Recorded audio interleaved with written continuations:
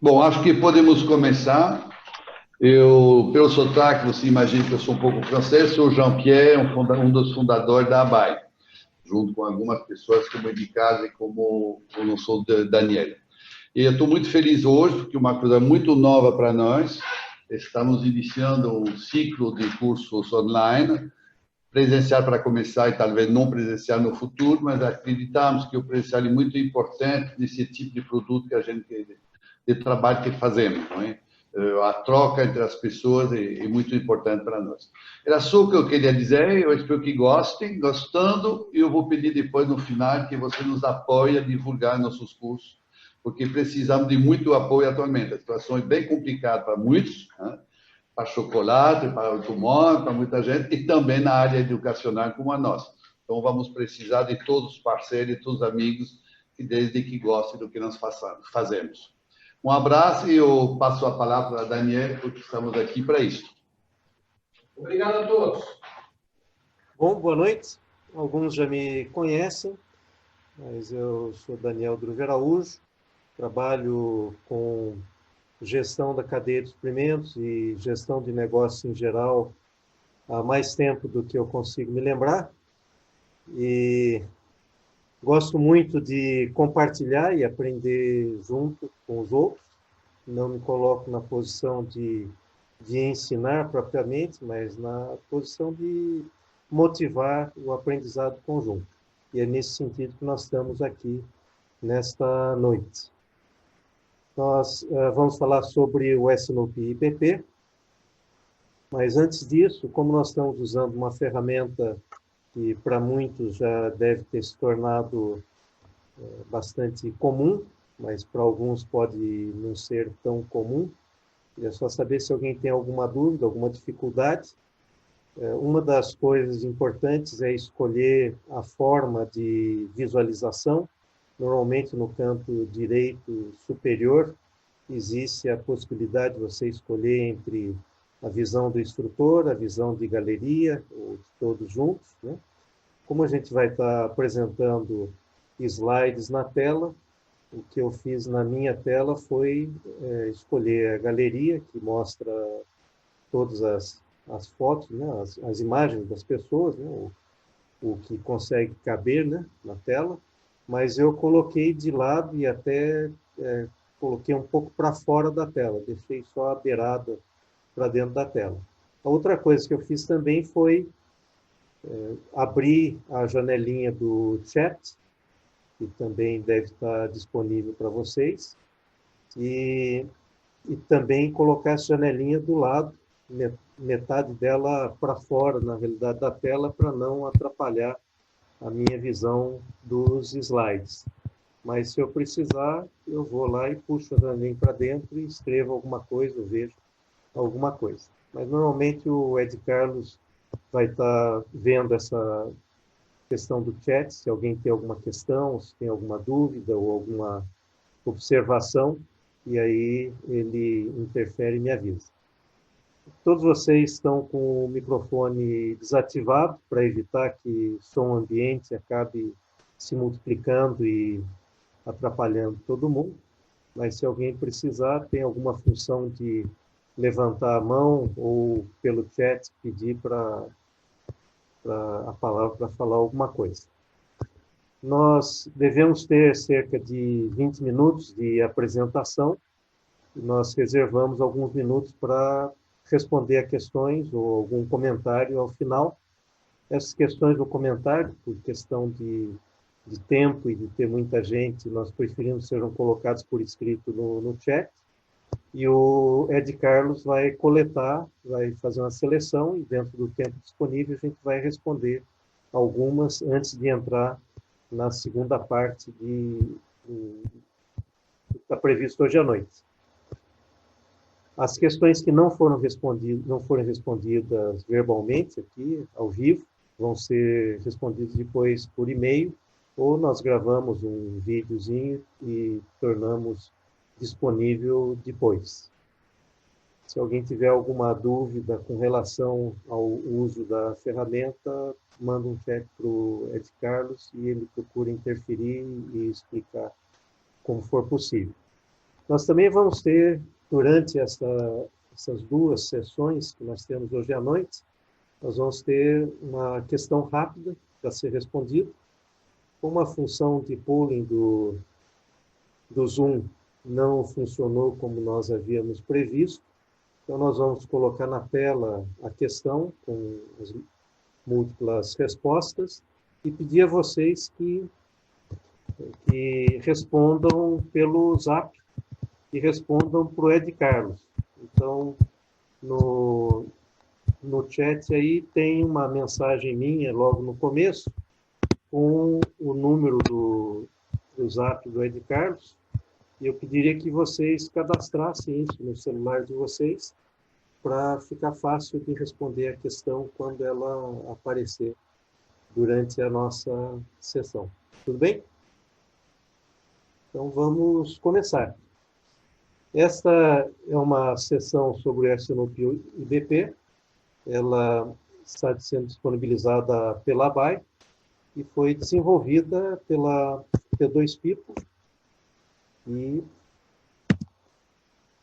vou voltar aqui que às vezes você clica no chat, depois ele não funciona a tela. Aí, foi desenvolvido pela T2People, que é uma parceira da ABAI desde sempre. E nós nos dedicamos também à gestão da cadeia de suprimento e outros aspectos da gestão de negócio.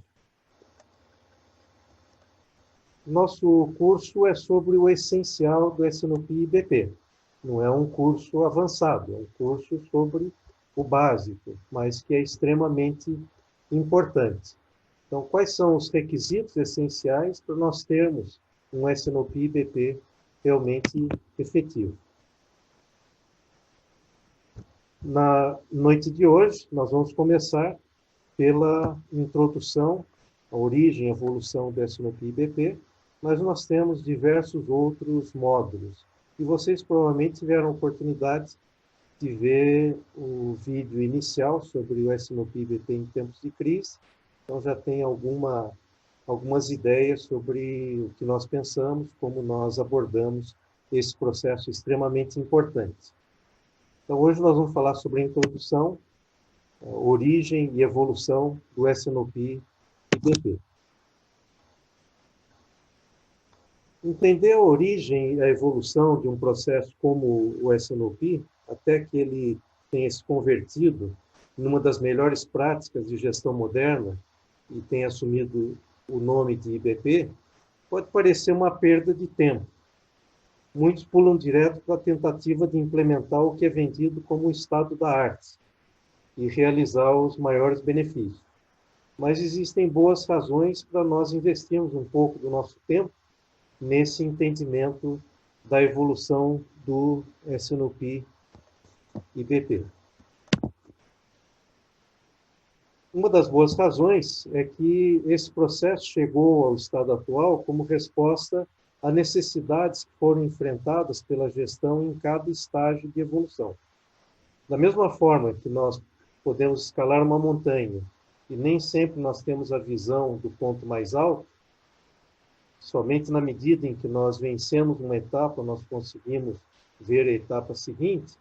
Também, na medida que uma necessidade era atendida nessa evolução, percebia-se uma outra necessidade mais avançada. A outra razão para nós entendermos a evolução do processo é que nem todas as organizações vão buscar a melhor solução, mesmo que elas tenham décadas para evoluir. Somente as melhores organizações e aquelas que estão comprometidas com a busca da excelência chegarão lá. Portanto, entender a evolução é aprender com as melhores organizações.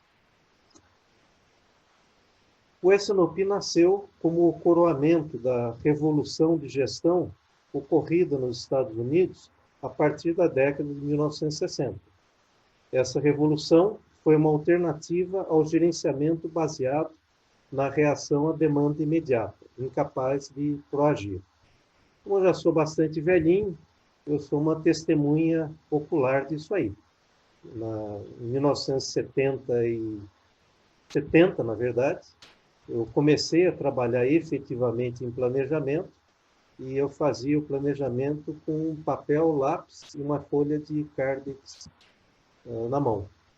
E não tinha nem calculadora. Então, naquele tempo, a gente via o que havia sido consumido no mês passado e, com base no consumo dos meses passados, a gente planejava o mês seguinte. Então, essa revolução que aconteceu, ela foi realmente uma grande mudança e foi uma alternativa a esse gerenciamento baseado no consumo histórico.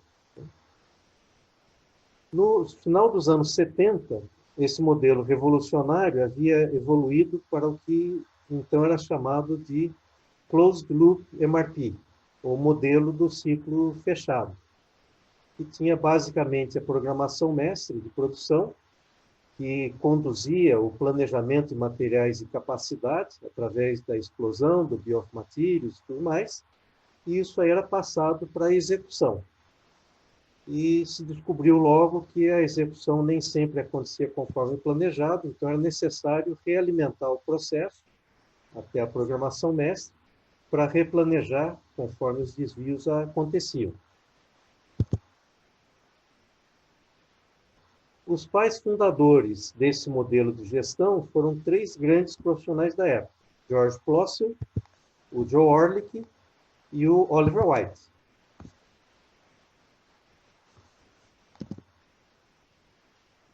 Essa revolução começou humildemente no planejamento de materiais. Digo humildemente porque, falando em S&OP e IBP, parece que planejamento de materiais é uma coisa muito trivial, muito banal. Mas foi onde tudo começou. Então, se começou fazendo a definição dos planos de materiais conforme as necessidades de produção dos meses seguintes. Esse conceito, na época revolucionário, somente foi possível com a disponibilidade inédita de sistemas de computação para as empresas. Pode parecer alguma coisa incrível, mas a gente tem que lembrar que ocorreu no final da década de 50 e durante a década de 60. Uma vez que foi melhor estruturado esse planejamento de materiais, começaram a aparecer as deficiências do planejamento de produção. E para corrigir essas deficiências, desenvolveu-se o que passou a ser conhecido na época como o MPS, ou a Programação Mestre de Produção.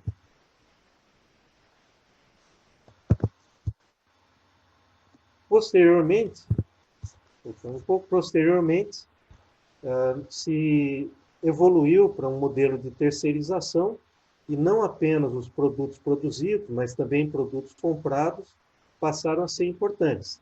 Então, nós deixamos de falar em programação mestre de produção e passamos a falar em programação mestre simplesmente, o Master Schedule.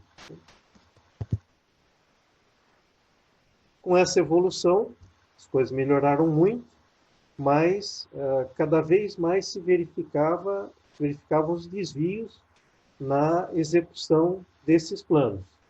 Podia ser que as máquinas quebrassem, os fornecedores atrasassem, materiais apresentassem defeitos e aquilo que havia sido planejado não era executado fielmente.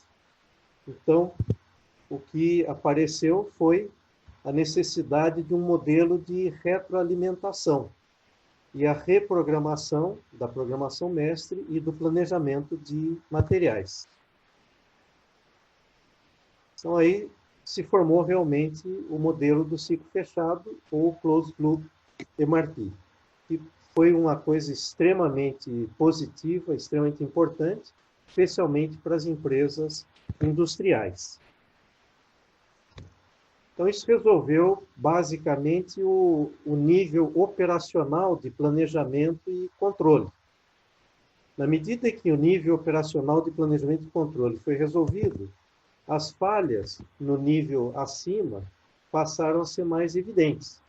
Então, as informações que chegavam do nível tático, elas eram desencontradas.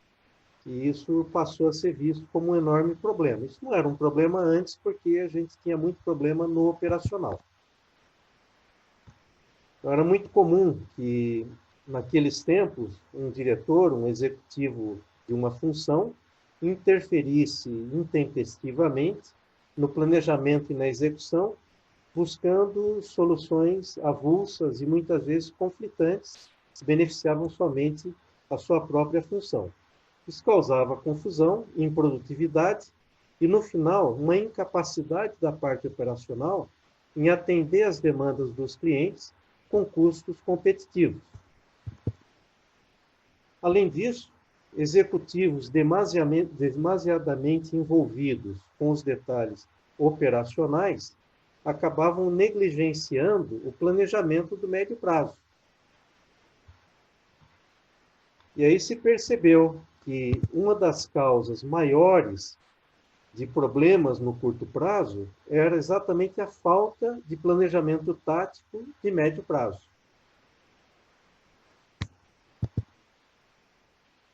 Então, sentiu-se a necessidade de um processo acima do operacional para transformar os executivos num time de negócio, ao invés de termos apenas diretores representantes de funções, termos realmente um time de negócio, alinhado e disposto a consensar um plano tático estável para o médio prazo.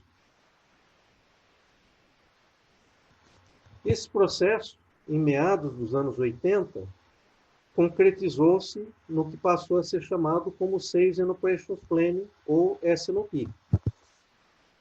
Em português, nós passamos a chamar isso aí de planejamento de vendas e operações.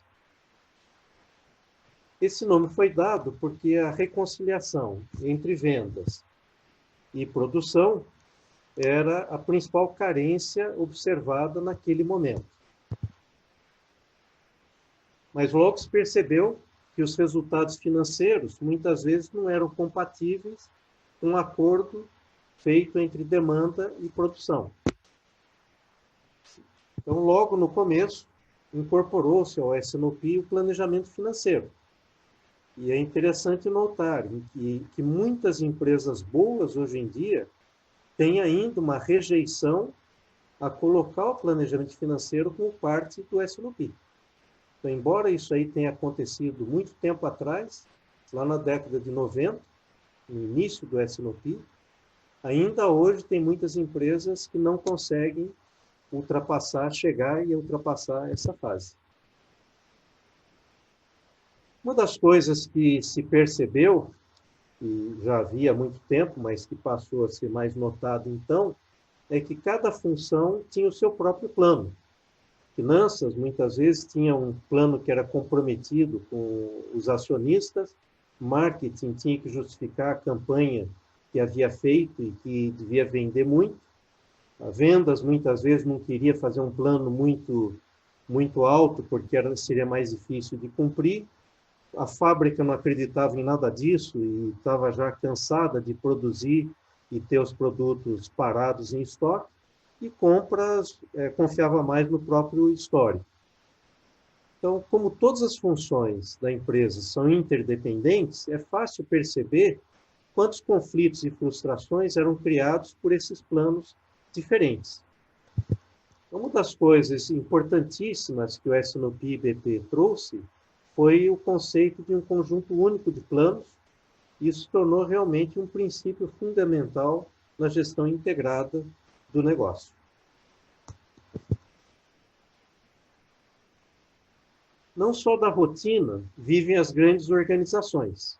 É necessário continuamente ajustar o portfólio de produtos, introduzindo novos produtos, descontinuando produtos antigos, aqueles no fim do seu ciclo de vida.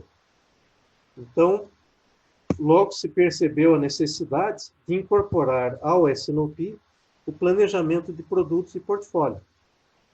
Sem a integração desse processo no S&OP, eram frequentes as falhas no planejamento de demanda, produção, uso de recursos e resultados financeiros. Na década de 90, os níveis operacional e tático do planejamento e controle das empresas estavam bastante resolvidos com esse modelo. E o planejamento estratégico já tinha um longo tempo de desenvolvimento. Mas a principal falha que se percebia é que a implementação do plano estratégico muitas vezes estava restrita a projetos, e essa implementação através de projetos ela acontecia de forma não integrada com o planejamento de demanda e recursos. Então, muitas vezes havia conflitos com a execução das atividades normais. Então, sentiu-se a necessidade de um alinhamento estratégico entre o tático e o operacional e o nível da gestão estratégica, incluindo a alocação de recursos para iniciativas estratégicas. Então, o S&OP passou a incorporar no planejamento de produtos e portfólio também o planejamento das iniciativas estratégicas, que consomem recursos e que devem ser feitas para modificar as operações, torná-las mais competitivas e para melhorar a demanda, trazendo novos produtos que possam trazer novas demandas. Então, quando o S&OP incorporou o planejamento de produtos, portfólio e a parte de iniciativas estratégicas, pode-se dizer que o S&OP alcançou a maioridade. Embora houvesse ainda muita coisa para aperfeiçoar e desenvolver, a estrutura básica do S&OP podia se considerar como estando completa. E aqui nós temos uma questão rápida para vocês. E a resposta a essa questão deve ser enviada pelo WhatsApp ao Ed Carlos, nesse número que deve estar aparecendo na tela para vocês, em até 2 minutos. Quem ainda não cadastrou o Ed Carlos no seu celular, por favor, queira fazê-lo agora.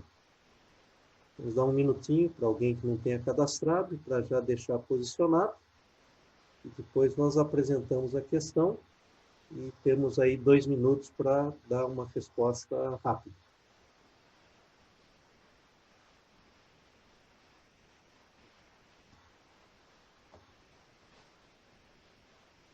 Tudo bem? Então vamos lá. Esta é a questão e estas são as alternativas. É só colocar na mensagem para Ed Carlos a letra correspondente à alternativa correta.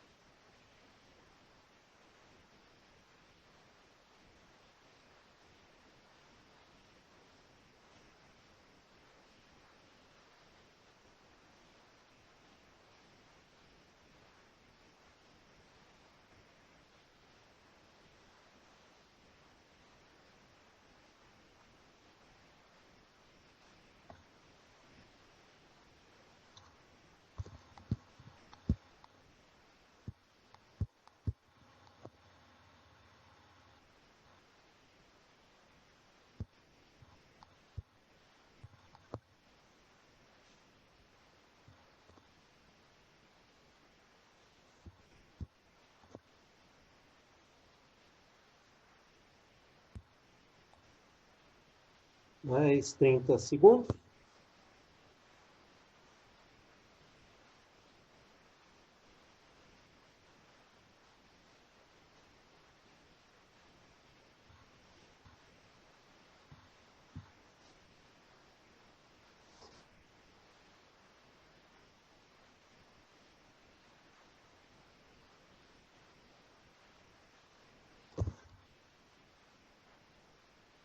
E estamos retornando. Espero que todos tenham conseguido mandar a resposta para o Ed Carlos. E aí depois nós incluímos comentários sobre as respostas, ou no nosso tempo disponível no final, ou através de e-mail ou de vídeo para vocês. Muito bom. Retornamos. Então nós estamos falando sobre o S&OP IBP, e como ele chegou até a sua maioridade. E aqui vale colocar uma observação. Embora o nome S&OP ele seja sobre planejamento e IBP também retenha o planejamento, nós devemos enfatizar que o processo de S&OP sempre se caracterizou muito mais como um processo de revisão, análise e decisão do que como um processo de elaboração dos planos. Grande parte da elaboração dos planos deve ocorrer nos processos de suporte, que são responsáveis pela gestão de cada função relevante do negócio. Então, nós temos aí representados o processo de gestão de produtos e portfólio, processo de gestão da demanda, gestão do suprimento e produção e a gestão financeira. Então, todos esses processos dão suporte ao processo de S&OP e BP. Nós vemos também que há um processo de planejamento mestre que faz o meio de campo, faz a ponte entre esses diversos processos aí. E nós vemos no diagrama também o conceito que a Oliver White criou de processos acima da linha gerencial, que são os processos de decisões e de macroplanos, e os processos abaixo da linha, que são os processos de detalhamento, controle e alimentação do S&OP e BP. Então, esse é um conceito muito importante. Muitas empresas fazem confusão, porque elas puxam o S&OP para baixo e o S&OP acaba fazendo o papel desses processos de baixo de suporte. E aí ele não consegue fazer todas as coisas ao mesmo tempo. Então, ele deixa de fazer o papel dele como um processo de macroplanos e de decisões do nível tático. Então, nós vamos ver em profundidade em outros módulos quanto que o S&OP e BP depende totalmente desses processos de suporte do seu correto funcionamento. Esse modelo do S&OP, que nós podemos considerar que chegou a ser completo, né, chegou à sua maioridade, ele continuou sendo enriquecido com o suporte tecnológico. E esse suporte tecnológico permitiu, por exemplo, análise de cenários, análise de simulações, e mais tarde ele ajudou muito quando as organizações se transformaram complexas e foi introduzido o conceito de organizações matriciais. Também auxiliou bastante a tomar decisões em múltiplas instâncias. Nós vamos ver mais tarde um pouco mais sobre isso.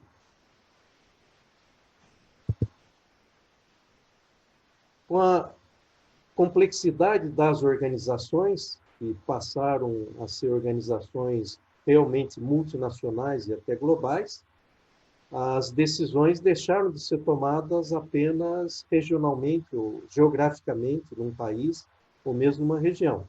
Então, naturalmente, começaram a aparecer conflitos entre diferentes polos de poder.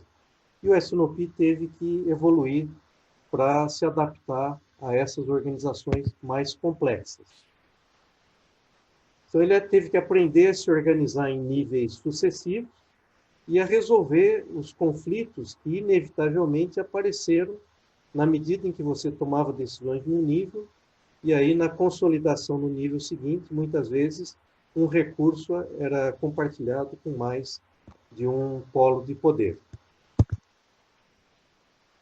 Um fundamento crítico para conseguir que o S&OP funcionasse nesse ambiente mais complexo é exatamente que o S&OP se focasse no médio prazo.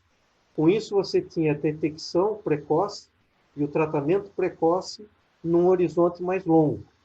E aí, na medida em que o processo interagia, ele acontecia em ciclos, você conseguia resolver os problemas nos ciclos sucessivos. A tecnologia também ajudou muito, na medida em que, com a complexidade, os participantes ficavam em lugares geograficamente distantes e o processo precisava ser operado de uma maneira virtual, com esses participantes remotos. Outra consequência da globalização foi a grande ênfase nas cadeias de valor e suprimento. Temos empresas como o Walmart, a Nike, a Apple, que nem mesmo têm uma estrutura de manufatura dentro da sua própria organização. A sua força reside na gestão das suas cadeias de valor e suprimento. Por essa razão, o processo de S&OP precisou se estender e aumentar sua capacidade de integrar e coordenar além dos limites da própria organização, seja incluindo os parceiros no processo de S&OP da empresa mestre da cadeia, seja interagindo com outros processos de S&OP nas outras organizações. Em 2003, a Oliver White, pioneira e principal desenvolvedora do S&OP, lançou o nome Integrated Business Planning, para valorizar a chegada do S&OP ao estágio de um instrumento de implementação da gestão estratégica.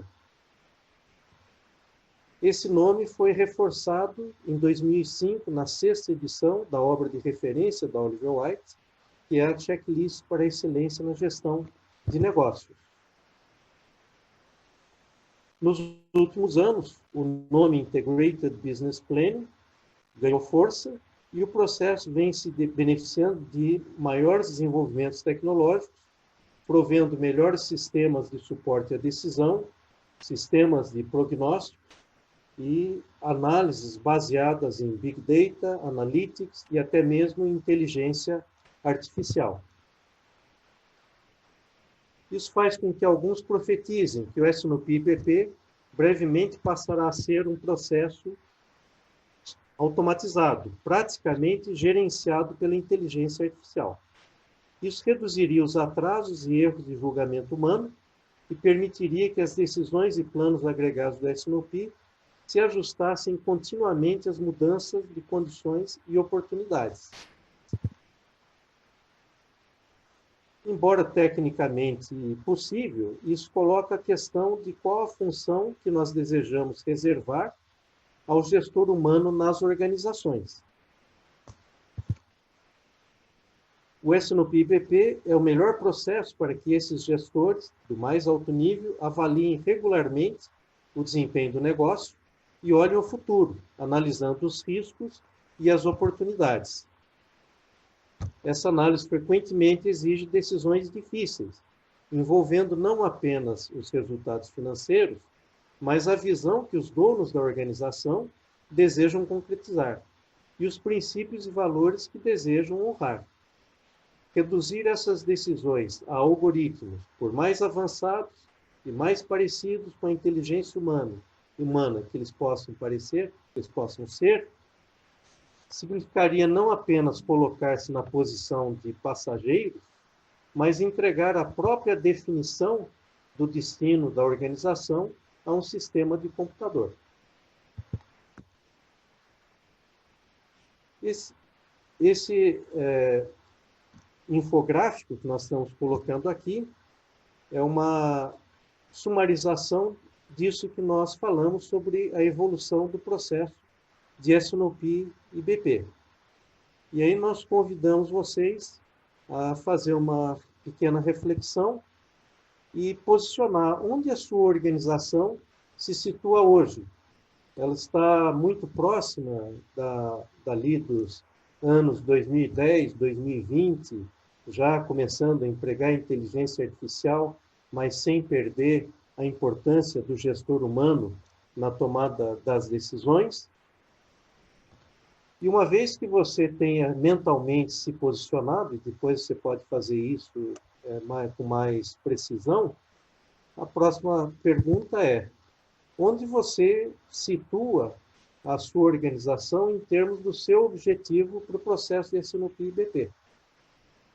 E tendo esses dois pontos definidos para a sua organização, como você visualiza a jornada entre onde ela está hoje e onde ela se posicionará, ou deve se posicionar, daqui a alguns anos, se ela se desenvolver como você espera. Isso conclui a nossa exposição dessa sessão. Nós temos uma segunda sessão e nós temos alguns minutos para responder alguma questão que tenha chegado pelo chat e o Ed Carlos deve me avisar e a gente possa responder também.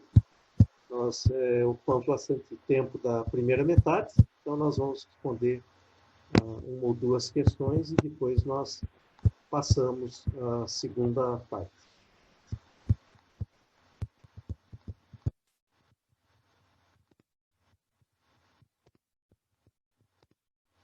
Alguma questão? Esteja à vontade para colocar no chat ou pedir a palavra e podem também falar verbalmente. Olá, professor. Muito boa noite. Sou o Boa noite. Jonatas. Está me ouvindo bem? Tudo bem? Então, primeiro, parabéns aí pela essa introdução aí do conceito, com muita destreza. Parabéns aí pela explanação. Isso já prova aí que o curso vai ter, nos próximos dias, vai ter uma carga de conceito e muito forte, muito aderente aí porque a gente busca, pelo menos na minha visão, tá? A minha dúvida, na verdade, é mais uma discussão em cima das fases do SNOP, né? A local, que você trouxe, a regional e a com foco global. Em algum momento, na execução da cadeia de produção, esse SNOP local, ele pode ser confundido, o modelo de gestão, modelo de negócios, com as ações operacionais da área de PCP local, da fábrica, ele sendo um SNOP local, eu entendi todo o desdobramento da estratégia, mas ele não corre o risco de se confundir com a dinâmica de PCP de uma planta? Essa seria uma dúvida, uma discussão para se abrir. Essa é uma questão muito interessante e, naturalmente, quando você fatia o poder, né, você inevitavelmente vai reduzindo o poder de alguém e aumentando e transferindo para outro, né? Sim. E na briga entre o local e os níveis de cima, eu não tenho muita dúvida que quem perde é o nível local, né? Eu assisti isso acontecendo há muitos anos, no meu primeiro SNOP aqui no Brasil, nos anos de 89 e 90, quando nós entramos numa organização matricial. E nós tínhamos um SNOP recém-implantado razoavelmente simples, porque o dono do Brasil, entre aspas, tomava as decisões, e aí nós passamos a compartilhar com o nível regional e com a Business Unit internacional. Pode realmente acontecer que o nível local seja muito diminuído. Isso aí é uma coisa que tem que ser negociada e vai ser particular de cada organização. Uma das coisas que eu vi acontecendo é o nível local acabar se concentrando realmente na otimização dos recursos locais de produção, se for uma fábrica, né? E do seu plano de demanda, se for só uma unidade comercial. Para ele fazer isso aí, e não fazer de uma forma que acabe sendo totalmente reformada pelos níveis de cima, né? Ele depende exatamente dessa característica iterativa do SNOP. Então, se no ciclo anterior ele recebeu orientações dos níveis de cima, então no ciclo atual ele já vai conduzir as discussões locais em conformidade com as orientações que ele recebeu das instâncias de cima no ciclo anterior. Entendi. Se for um SNOP muito de curto prazo, de olhar 3 meses, por exemplo, aí é difícil, porque ele vai receber as orientações que apareceram no 3º mês, quando ele já está no ciclo do 2º mês. E aí Exato. Não dá tempo dele se reorganizar. Então, o que vai fazer com que o SNOP local não se torne uma programação mestre rebatizada de SNOP, é ele forçar a barra para o SNOP continuar focando no médio prazo. E não ficar olhando apenas os primeiros 3 meses. Mas é uma coisa que é muito mais organizacional do que de processo. O processo pode ajudar, mas o fato é que o organizacional, evidentemente, vai ser o destaque dentro desse organizacional, o político e o cultural. Mas muito nós vamos ter oportunidade nos outros módulos de cuidar um pouco mais dessa questão. Muito bom. Nós temos aqui uma questão que o Ed Carlos colocou, que veio pelo chat, que é uma das questões clássicas também, perguntando quem que é o líder ou a área que capitaneia o SNOP IBP. E, normalmente, eu decepciono todo mundo, porque todo mundo que faz essas questões, não apenas com relação ao SNOP, espera uma resposta do tipo, olha, o departamento X tem que ser o departamento que faz isso, que faz aquilo. E a minha resposta é sempre uma resposta focada em processo. Se você tem um bom processo, a área que nominalmente é responsável ou dona do processo não é uma definição importante, porque a organização trabalha por processo. Nas organizações menos maduras, que não trabalham por processo, aí a propriedade de um processo por um determinado departamento acaba sendo extremamente relevante.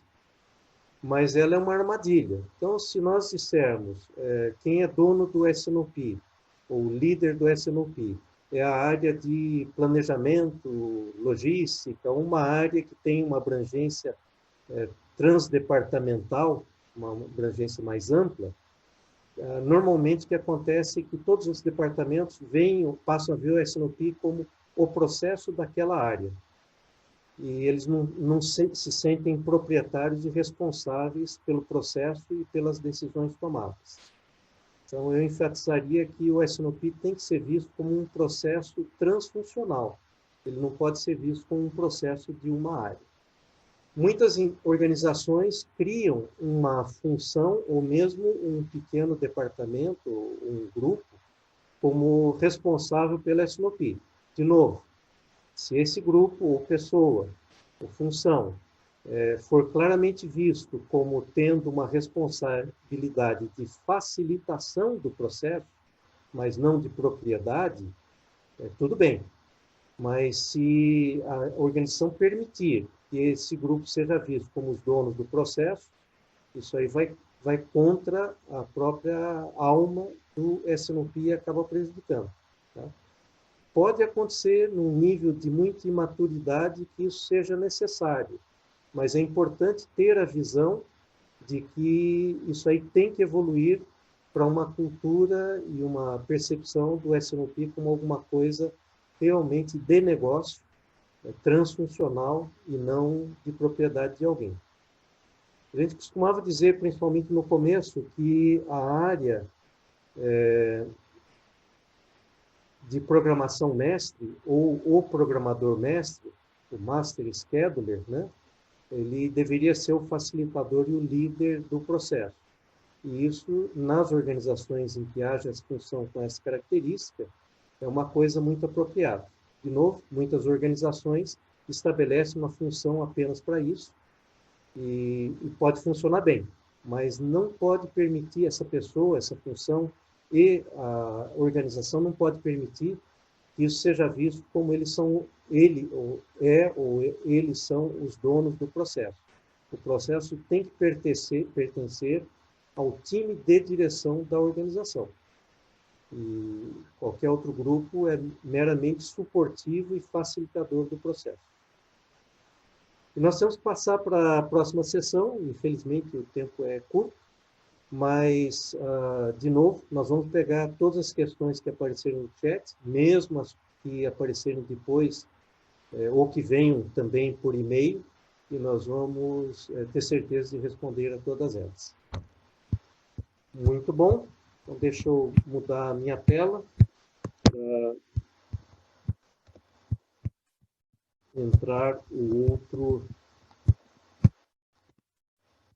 outra apresentação. Aqui nós temos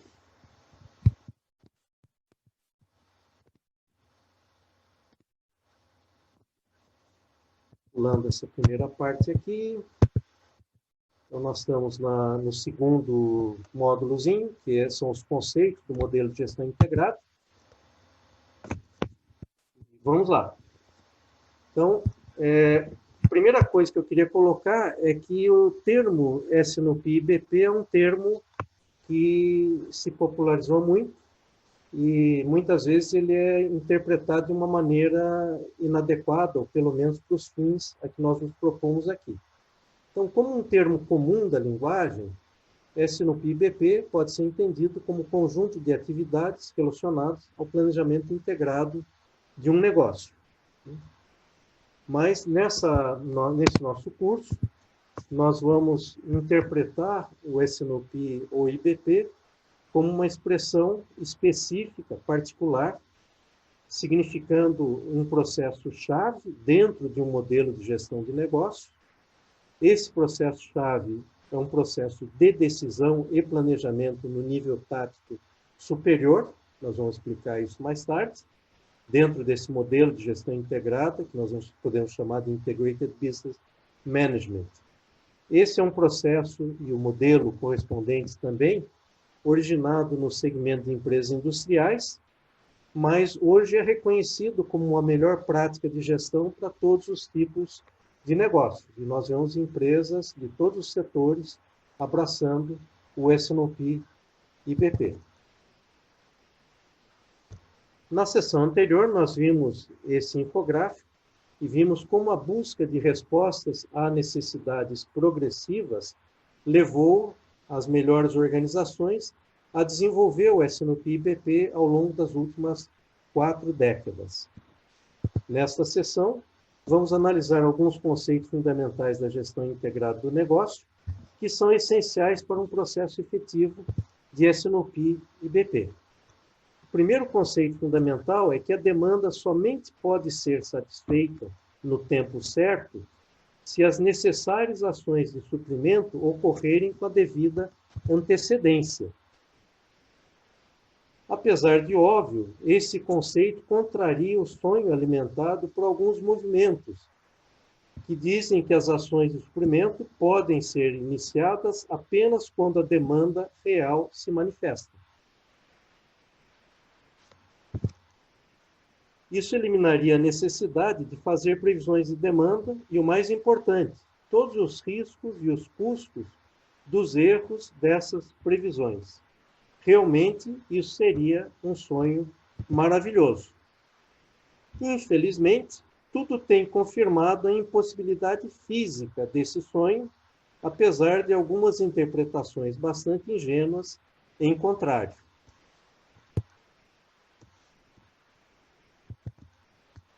Tomemos, por exemplo, a demanda por um caderno de um aluno numa escola.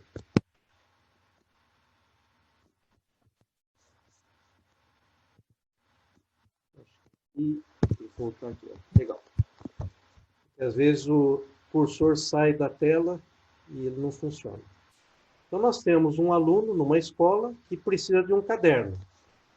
Então ele vai até o estoque da escola e ele pede um caderno. Ali nesse estoque você tem vários cadernos, prevendo um certo nível de demanda. Você tem aí um tempo de precedência do suprimento em relação à demanda. Não tem como a escola providenciar o caderno instantaneamente quando o aluno precisa. Esse estoque de cadernos foi abastecido pelo atendimento de um pedido por um distribuidor ou varejista, que, por sua vez, se abasteceu de um fabricante de papel e de cadernos. Esse fabricante precisou de celulose, que pode ter viajado algumas semanas por navio ou por trem. Desde o fabricante da celulose, que dependeu da madeira plantada em uma floresta mais de 5 anos antes. Se a floresta estiver na Austrália, provavelmente 10, 11, 15 anos antes de você poder pensar na celulose. Então, imaginar que uma cadeia de suprimento como essa pode funcionar agindo instantaneamente em cada estágio para atender apenas a demanda real do momento, me parece mais ainda do que um sonho. Desafia qualquer racionalidade. Então, o conceito da anterioridade do suprimento em relação à demanda é fundamental. A falha no entendimento desse conceito prejudica intensamente um processo como o S&OP IBP, que deve focar em decisões e planos com muitos meses de antecedência em relação à demanda a ser atendida. Processos de S&OP IBP, restritos ou focados no curto prazo, falham na sua contribuição mais importante, que é exatamente o médio prazo. Uma consequência direta desse conceito é a necessidade de processos de previsão de demanda, tanto no nível agregado, quanto no nível de item, para suportar as decisões e o planejamento de toda a cadeia de suprimento e demanda, com impacto sobre todas as outras funções de gestão do negócio. Nós devemos também notar que a fabricação e o transporte de um único caderno não é viável economicamente. Portanto, a fabricação e o transporte precisam considerar lotes que tendem a ser maiores quanto mais se volta na cadeia de suprimento. As florestas, o lote de fabricação de celulose, o lote de transporte em um navio, precisam considerar um grande agregado de demandas, o que requer previsões em ainda maior escala. Isso coloca em seu devido lugar um outro sonho também bonito, mas que precisa ser avaliado em cada situação, que é o do One Piece Flow. Que nós poderíamos ter a demanda de uma única unidade de um produto sendo atendida instantaneamente, desde a sua origem ao longo de toda a cadeia de suprimento.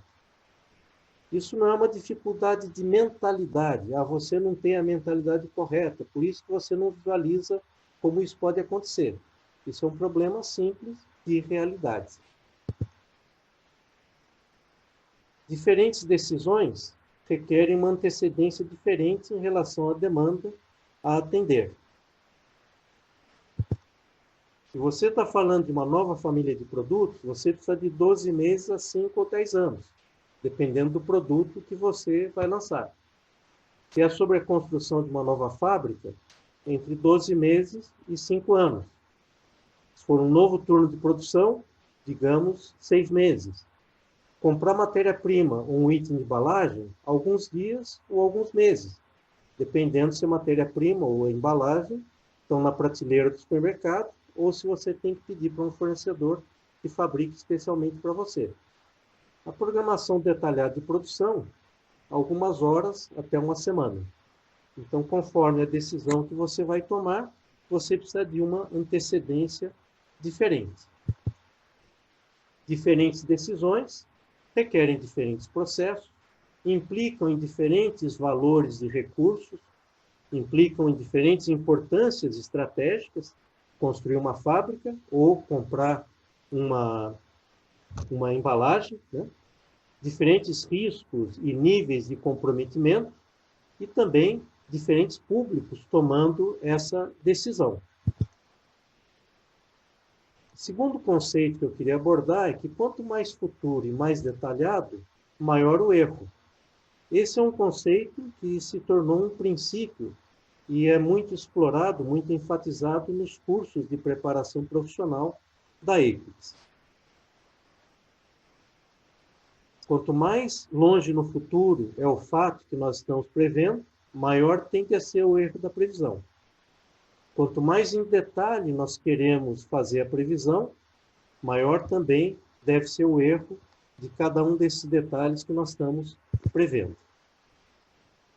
Portanto, decisões muito detalhadas e num longo prazo exponenciam o tamanho provável do erro e os riscos da decisão. Nós temos nesse gráfico, se você vai para cima, para o mais detalhado, e para o lado direito, para o mais futuro, o erro da previsão se torna muito grande e aumentam os riscos dessa previsão. Se você faz uma previsão mais agregada para um futuro mais próximo, o seu erro passa a ser menor, o seu risco passa a ser menor. A maneira de manter a probabilidade do erro num nível razoável é você aumentar a agregação na medida em que seja necessário se fazer uma previsão para um prazo mais longo. E torcer para quando você precisar fazer uma previsão mais detalhada, essa previsão mais detalhada ser feita apenas para um prazo mais curto. E aí você mantém o tamanho do erro, não aumentando exponencialmente, mas num nível razoável. Em função dos conceitos anteriores, aparece um terceiro conceito que é fundamental, que é o conceito da estratificação dos processos. Se nós estratificarmos os processos, nós vamos conseguir tratar adequadamente diferentes antecedências de decisão, diferentes agregações e diferentes públicos envolvidos. A gestão estratégica precisa se basear em previsões de muito longo prazo. Felizmente, essas previsões são naturalmente muito agregadas. Dessa forma, o erro provável é mantido mais baixo. O S&P ou IBP trabalha no médio prazo, mas toma suas decisões com base num nível intermediário de agregação. Normalmente nós chamamos de famílias de produtos. Os processos de programação mestre e programação detalhada trabalham num nível de detalhe muito pequeno, mas felizmente eles se concentram num prazo mais curto. Então, estratificando os processos em função da agregação e do horizonte, do foco no tempo, nós conseguimos manter sob controle o nível de erro de cada um desses processos. Também com a estratificação, nós conseguimos separar um pouco os públicos. A gestão estratégica e o IBP são processos típicos dos executivos da empresa. Já a programação mestre e a programação detalhada são processos dos gerentes e dos profissionais. Outra consequência da estratificação é que os processos de cima, eles parametrizam os processos de baixo. Então, a gestão estratégica, ela trabalha sozinha no 5º ano, no 4º ano, no 3º ano. Quando ela entra no 2º ano, quando ela trabalha no 2º ano, ela já estabelece as diretrizes para o Integrated Business Planning, que é onde começa o horizonte do Integrated Business Planning, 18, 24 meses. O Integrated Business Planning trabalha sozinho, no 18º mês, e assim por diante. Mas quando ele chega no 8º mês, por exemplo, tipicamente ele começa a entrar no horizonte da programação mestre. Então, ele estabelece as diretrizes para a programação mestre. E a programação mestre, quando entra no 2º mês, por exemplo, ela estabelece as diretrizes para a programação detalhada. E no reverso, o que acontece? O processo de baixo, ele trabalha num nível de detalhe maior, ele é mais específico, e ele consegue ser mais competente do que o processo de cima, no prazo mais curto. Então, é natural que o processo de baixo comece a retroalimentar o processo de cima no prazo mais curto. Então, a programação mestre não deve perder tempo fazendo a programação mestre das primeiras 2 ou 3 semanas. Ela deve roubar essa competência do processo de baixo, que já está fazendo essa programação em um nível mais detalhado e específico. O S&P ou IBP, ele não deve perder tempo tomando decisões e fazendo planejamento dos primeiros 2 ou 3 meses. Embora seja parte da janela de planejamento dele, ele pega esse planejamento da programação mestre, agrega, e isso aí passa a ser os primeiros 2, 3, 4 meses da janela de planejamento do S&P. Somente por exceção, o S&P ou IBP deve se meter a tomar decisões e fazer planos nos primeiros 2 ou 3 meses. Deixa a programação mestre para tratar disso. E a gestão estratégica, desde que o S&P e IBP esteja seguindo as diretrizes, deixa que o S&P e IBP faça o planejamento no primeiro ano e 2º ano. Quando você vai fazer um novo ciclo da gestão estratégica, pega do S&P e IBP aquilo que o S&P e IBP já planejou. E a gestão estratégica vai se dedicar ao 3º, 4º, 5º, 6º, 7º ano. Então, esse é um conceito extremamente importante que mantém a harmonia entre os poderes, né, para usar um dos problemas hoje muito em voga no país, né? Então, você tem os diferentes níveis interagindo, interdependendo, cada um mantendo a sua jurisdição e competência, seguindo a diretriz do de cima, mas alimentando com competência no curto prazo. É um conceito muito importante e é uma das razões pelas quais muitas empresas não conseguem ter um bom S&P funcionando, porque elas não conseguem estabelecer essa diferença entre as jurisdições. Quarto conceito é que nós temos que ter um conjunto único de dados e planos. Então, aqui só para ilustrar, cada função com um plano diferente, por razões diferentes, e isso, evidentemente, gerando muita confusão, muitos problemas.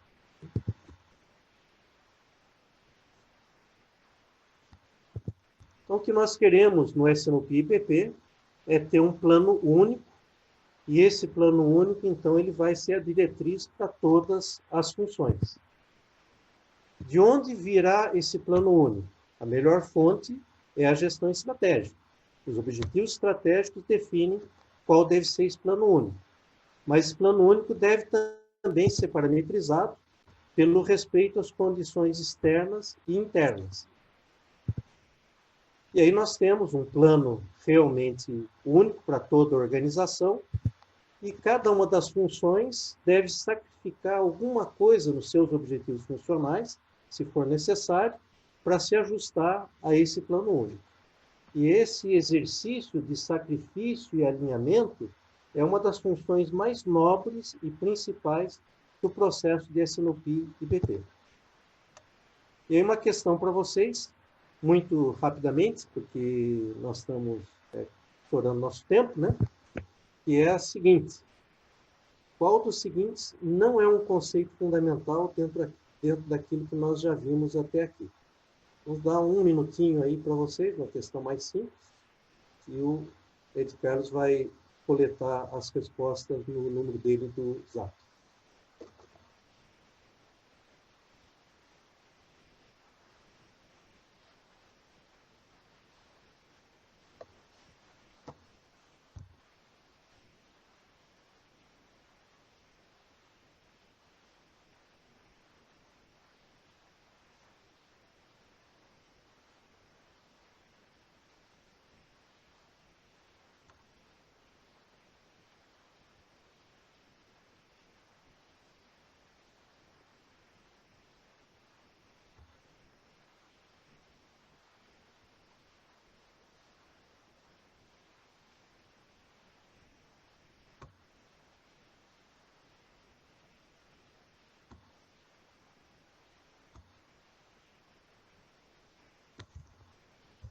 Mais 15 segundos.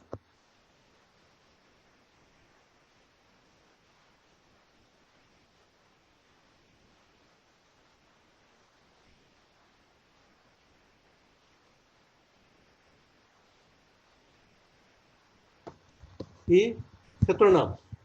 Então, espero que todos tenham conseguido mandar as respostas para o Ed Carlos. E o nosso quinto conceito é que as decisões e planos têm que ser viáveis, mesmo que eles sejam desafiadores. Para isso é necessário conhecer e respeitar as limitações.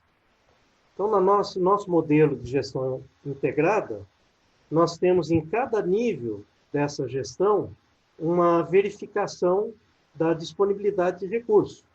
Para o SNOP IBP, nós temos o Resource Planning.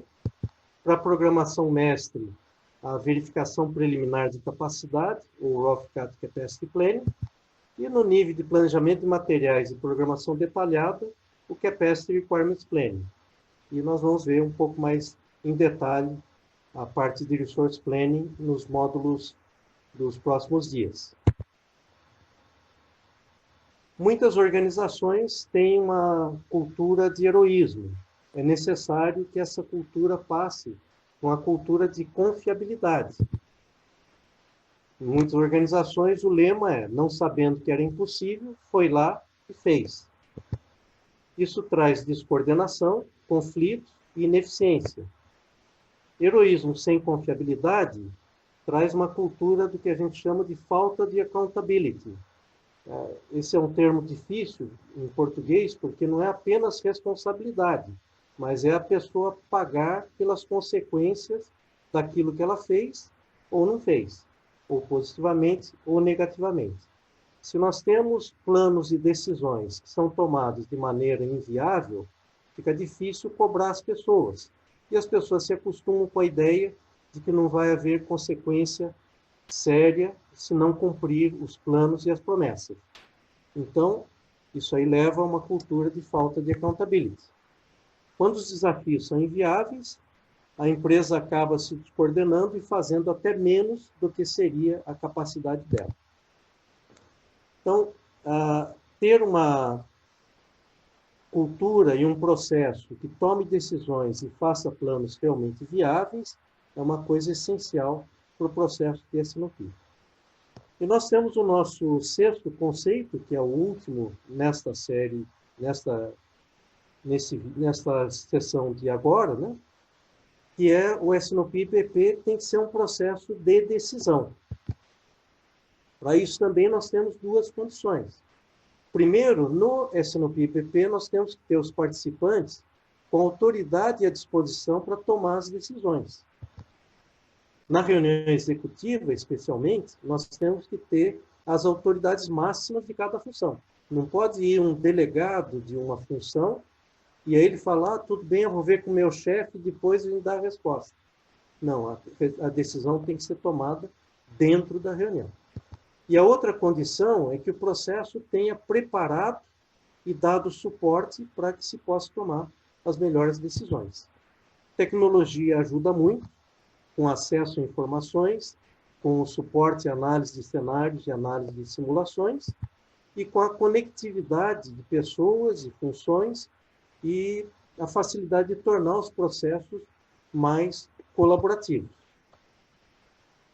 O que nós precisamos é que nos primeiros 4 passos do S&OP-IPP, que nós vamos ver em mais detalhes nos outros módulos, esses 4 passos, que são a parte de preparação e análise, essa preparação seja realmente bem feita, para que na reunião executiva, que é o passo de decisão, a melhor decisão possa ser tomada sem falhas. Então, nós vimos 6 conceitos fundamentais para a gestão estratégica, para a gestão integrada e para o S&OP-IPP, e com isso nós encerramos a nossa apresentação desta segunda parte do dia de hoje, e nós abrimos alguns minutos para algumas questões, e com o compromisso de responder as questões que não puderem ser respondidas aqui nesse momento, através de e-mail de um vídeo adicional.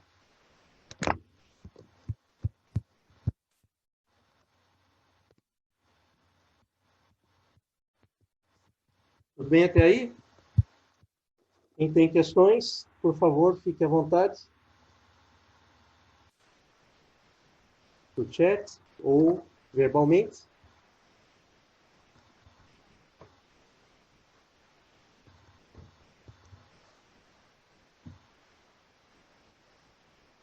Ou foi muito claro, ou foi muito ruim, e ninguém consegue ter questões. Olá, professor. Aqui é Sheila. Eu vou fazer a primeira interação. Primeiramente, um prazer aí estar com todo o time ABAI nesse encontro na nova realidade nossa, né? Sobre o processo de S&OP, eu vejo, né, vivenciei e vivencio que sempre a gente para ali no passo 3, né, no ciclo de demanda e supply. Dificilmente a gente consegue trazer finanças para dentro do ciclo, até a alta direção para dentro do ciclo. Meio que é um processo de convencimento o tempo todo, né? E por mais que a gente invista, a equipe invista, é um processo que eu costumo dizer meio elástico. Quando você acha que você está ganhando o espaço necessário com o processo, eu diria, o processo ele volta para o estágio 3, supply e demanda. E dali não sai, dali ele é vivenciado só pelo time de supply chain. É uma pergunta meio...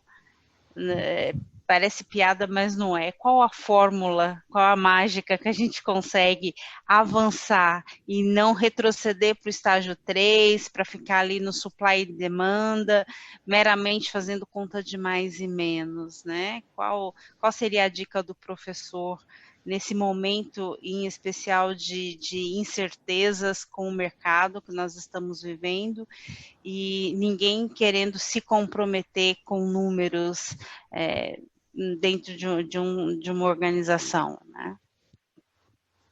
Então, a pergunta é muito apropriada e longe de ser piada, porque é um problema demasiado frequente que eu encontro nas minhas andanças pelas empresas. E, normalmente, você tem algumas razões bastante frequentes para que isso aconteça, mas, evidentemente, você precisa verificar na sua organização qual ou quais são as razões predominantes que têm que ser endereçadas. Uma das razões para isso é que nós podemos, no processo de S&OP e BP, não estar trazendo as questões que são realmente gerenciais. E não trazendo as questões gerenciais, nós deixamos de interessar a alta direção no processo. Mas, como eu disse, normalmente não é apenas uma razão, são várias, e muitas delas atuam como o ovo e a galinha. Não dá para você dizer a culpa é dessa e a outra é a consequência. Normalmente elas se retroalimentam.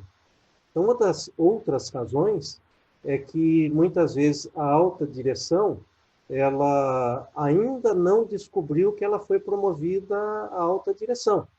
Então, ela ainda sente a necessidade de ser útil na solução dos problemas do dia a dia. E, em função disso, você não consegue elevar o S&OP e BP a um nível mais próximo do estratégico, ou para o nível tático superior, simplesmente porque os donos do processo não querem. Eles querem discutir por que esse pedido não foi entregue, o que aconteceu com aquela máquina, e assim por diante, porque esse é o meu histórico, é aí que está a minha competência. Eu não fui desenvolvido para ser executivo de alto nível da empresa. Ou eu não gosto de ser, não é meu sonho de consumo, né? Então, essa pode ser uma outra questão. E ela alimenta a anterior e é alimentada pela anterior também. Uma outra razão, os processos de suporte não são competentes para tratar do dia a dia. E aí, como eles não são competentes, eles geram muito ruído que acaba tendo que ser resolvido no S&OP. E o S&OP não é liberado para fazer aquilo que ele deveria fazer. Como que você faz isso? Bom, você tem que transformar os processos de baixo em processos mais competentes. Para isso, você tem investimento em pessoas, em educação, em processo, em informações, em ferramentas de suporte e assim por diante. Mas, como os processos não são competentes, a direção também não dá autonomia aos processos de baixo. Como os processos de baixo não têm autonomia, eles não se tornam competentes. Então, de novo, houve a galinha, igual filho. Se você esperar o filho ter juízo e competência para você largar da mão dele, ele nunca vai ter, porque ele nunca vai dar cabeçada. Mas se você não quiser que ele dê cabeçada, ele não vai aprender a não dar cabeçada. Então, é sinuca de bico, né? Exatamente. Então, você tem que, na sua organização, achar um jeito de fazer as várias coisas acontecerem. Estou dando alguns exemplos, né? Fazer as várias coisas acontecerem. Tornar mais competentes os processos de baixo. Conseguir que os processos de baixo tenham autonomia para cuidar do curto prazo. Se o pessoal da alta direção tiver um problema pessoal ou cultural de aceitar se focar naquilo que deveria ser o nobre da posição deles, você tem que fazer uma gestão de mudança da cabeça deles, né? E demonstrar que existe valor no processo de S&OP focando no médio prazo. Tem várias coisas que pode fazer. Mostrar o quanto a empresa está perdendo por não ter um processo de S&OP competente no médio prazo, enfim, uma série de coisas. Mas nós vamos ter a oportunidade de discutir um pouco mais essas coisas. Mas eu espero que isso aí te dê algumas ideias de por onde caminhar. Obrigada, professor. Vem bem de encontro com o nosso momento e com a nossa realidade. Todas as palavras que o professor, de uma maneira com muita maestria, expôs. Muito obrigada pelas dicas. Obrigado a você. Mais alguém?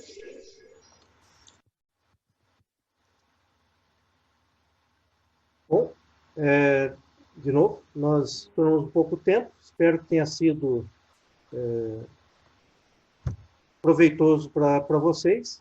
Nós vamos estar enviando os e-books correspondentes a essas duas sessões de hoje e respondendo as questões que vocês tiverem colocado por chat, que não tenham sido respondidas, ou que mandem por e-mail ou por zap também, dentro do grupo. Fiquem totalmente à vontade nesse sentido. Agradeço muito a atenção de vocês